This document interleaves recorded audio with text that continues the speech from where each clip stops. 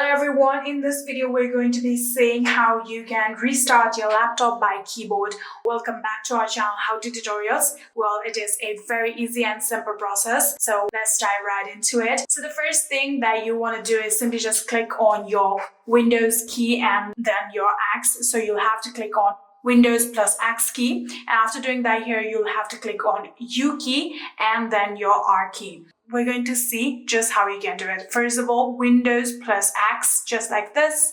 And after doing that, click on U key. And after doing that, click on R key. So after clicking on R key, here you can see your restart process has begun. So within few minutes, the restart process will complete and you will be successfully able to restart your laptop by keyboard. Just like this, here you can see your laptop's logo, and within few times we have now successfully restarted our laptop. Here you can see your screen will open and you can enter your password of your laptop